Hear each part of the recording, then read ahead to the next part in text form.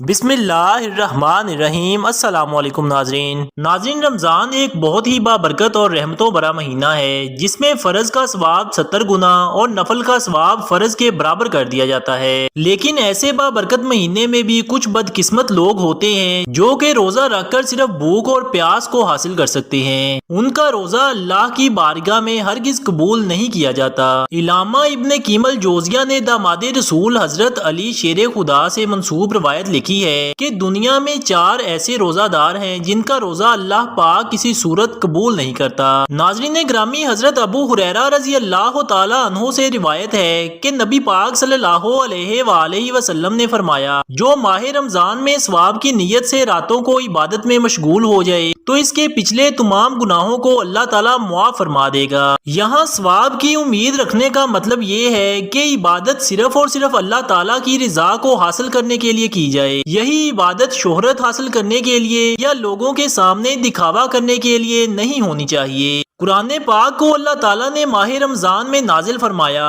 اس لیے مسلمان اس ماہ مقدس میں قرآن پاک کی زیادہ تلاوت کرتے ہیں۔ نبی اکرم صلی اللہ علیہ وآلہ وسلم ساری رات اللہ تعالیٰ کی عبادت میں گزار دیا کرتے تھے، جس کی گواہی قرآن پاک دیتا ہے۔ اللہ تعالیٰ قرآن پاک کی سورہ المزمل میں فرماتا ہے، اے چادر اوڑھنے والے نبی، رات میں تھوڑا سا قیام کیا کریں، آدھی رات یا اس سے کچھ کم یا اس سے کچھ زیادہ قرآن کو ٹھہر ٹھہر کر پڑھیں۔ ناظرین گرامی، روزہ گناہوں کو بڑی تیزی کے ساتھ ختم کرتا ہے۔ یہ سب سے اہم بدنی عبادت میں شمار کیا جاتا ہے۔ روزہ رکھنے سے نہ صرف مسلمانوں کے گناہوں کو معاف فرما دیا جاتا ہے بلکہ آئندہ گناہوں سے باز رہنے کے لیے ایک بہترین عبادت ہے۔ عبادتوں میں سے روزے کو ایک اہم مقام اور رتبہ دیا گیا ہے، لیکن کچھ ایسے مسلمان بھی ہیں جن کے روزے اللہ تعالیٰ قبول نہیں کرے گا۔ حضرت علی رضی اللہ تعالیٰ عنہ سے دریافت کیا گیا، اے علی شیر خدا، کیا کوئی ایسے مسلمان بھی ہیں جن کے روزے قبول نہیں کیے جائیں گے؟ حضرت علی رضی اللہ تعالیٰ عنہ نے فرمایا،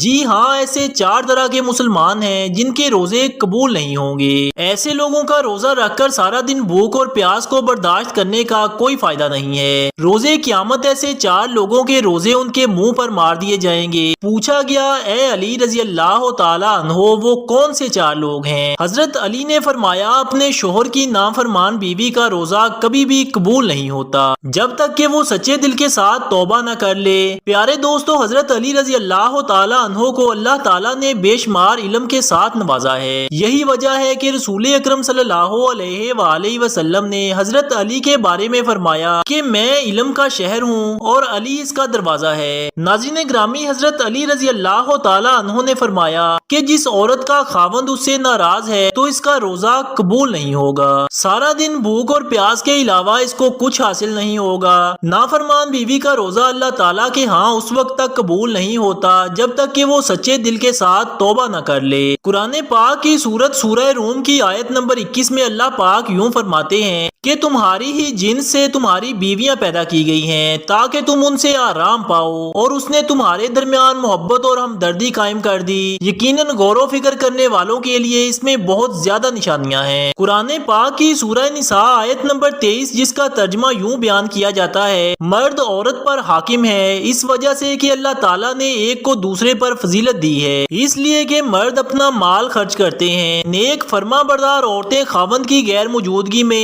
حفاظت الہی اور نگہداشت رکھنے والیاں ہیں، اور جن عورتوں کی نافرمانی اور بد دماغی کا تم کو خوف ہو انہیں نصیحت کرو اور ان کو الگ بستر پر چھوڑ دو۔ اگر وہ باز نہ آئیں تو پھر ان کو مار کی سزا دو، اگر وہ تابع داری کریں تو ان پر راستہ تلاش نہ کرو، بے شک اللہ تعالیٰ بڑی بلندی اور بلائی والا ہے۔ حضرت حسین ابن محسن رضی اللہ تعالیٰ عنہ سے روایت ہے کہ ان کی پھوپھی کسی ضرورت سے رسول اکرم صلی اللہ علیہ وآلہ وسلم کی بارگاہ میں حاضر ہوئی۔ جب وہ واپس جانے لگی تو نبی اکرم صلی اللہ علیہ وآلہ وسلم نے ان سے پوچھا کہ تمہارے شوہر کے ساتھ سلوک کیسا ہے؟ انہوں نے جواب دیتے ہوئے کہا کہ میں اس کی ہر ضرورت کو پورا کرتی ہوں، اپنی طرف سے تو کوئی شکایت کا موقع نہیں دیتی۔ اس پر نبی پاک صلی اللہ علیہ وآلہ وسلم نے فرمایا، اپنے خاوند کا پورا خیال رکھا کرو، وہی تمہاری جنت اور جہنم ہے۔ اگر اس کے ساتھ اچھا سلوک کرو گی تو جنت میں جاؤ گی، اور اگر اس کے ساتھ بد سلوکی رکھو گی تو جہنم میں جاؤ گی۔ نبی پاک صلی اللہ علیہ وآلہ وسلم کا فرمان مبارک ہے کہ جو عورت پانچوں نمازوں کی پابندی کرتی ہو، رمضان کے سارے روزے رکھتی ہو، اپنے شوہر کی خواہش کے مطابق رہتے ہوئے زندگی بسر کرے تو اللہ تعالیٰ کی طرف سے ایسی عورت کو کھلی اجازت ہوگی کہ وہ جنت کے جس دروازے سے چاہے جنت میں داخل ہو سکتی ہے۔ اس کے علاوہ اور بھی کافی اللہ تعالیٰ کے ارشادات اور نبی اکرم صلی اللہ علیہ وآلہ وسلم کی یہ احادیث میں ذکر ہے، جس میں ایک عورت کو اپنے شوہر کے ساتھ اچھا سلوک کرنے کی اہمیت بیان کی گئی ہے۔ ناظرین گرامی، حضرت علی رضی اللہ تعالیٰ عنہ نے فرمایا کہ نافرمان اولاد کا بھی روزہ قبول نہیں ہوتا۔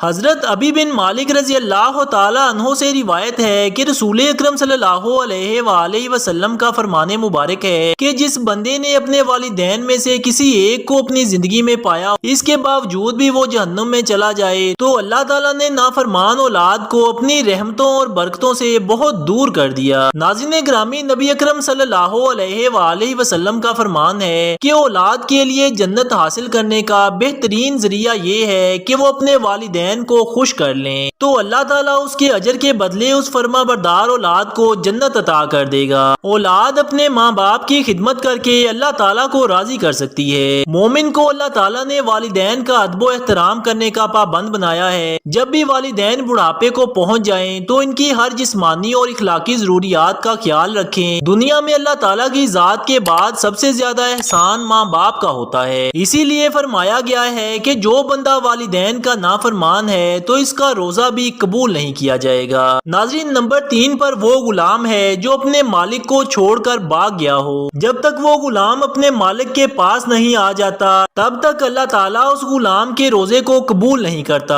اور نمبر 4 پر حضرت علی رضی اللہ تعالیٰ عنہ کا فرمان مبارک ہے کہ جو بندہ اپنے امام کی اطاعت نہیں کرتا، اس کا نافرمان ہے تو اس کا روزہ بھی قابل قبول نہیں ہے۔ حضرت ابو ہریرہ رضی اللہ تعالیٰ عنہ سے روایت ہے کہ رسول اکرم صلی اللہ علیہ وآلہ وسلم کا فرمان مبارک ہے، جس نے میری اطاعت کی اس نے اللہ کی اطاعت کی، جس نے میری نافرمانی کی اس نے اللہ کی نافرمانی کی۔ قرآن پاک کی سورہ نساء آیت نمبر 59 میں اللہ پاک کا ارشاد ہے کہ رسول اکرم صلی اللہ علیہ وآلہ وسلم کی اطاعت کے بعد امام وقت کی اطاعت کے بارے میں یوں حکم ہے کہ اے ایمان والو، حکم مانو اللہ تعالیٰ کا اور حکم مانو رسول اکرم صلی اللہ علیہ وآلہ وسلم کا اور ان کا جو تم پر حکومت والے ہیں۔ قرآن مجید اور حدیث مبارکہ میں ہے کہ رسول اکرم صلی اللہ علیہ وآلہ وسلم کی اطاعت کے بعد تم پر امیر جو حکومت کر رہا ہے اس کی اطاعت کرنا تم پر لازم قرار دی گئی ہے۔ ناظرین، حدیث مبارکہ کے آخری حصے میں یوں فرمایا گیا ہے، جس نے اپنے امیر کی اطاعت کی اس نے رسول اکرم کی اطاعت کی، جس نے اپنے امیر کی نافرمانی کی اس نے میری نافرمانی کی۔ پیارے دوستو، اللہ تعالیٰ نے ہم پر رمضان کا مبارک مہینہ اس لیے نازل فرمایا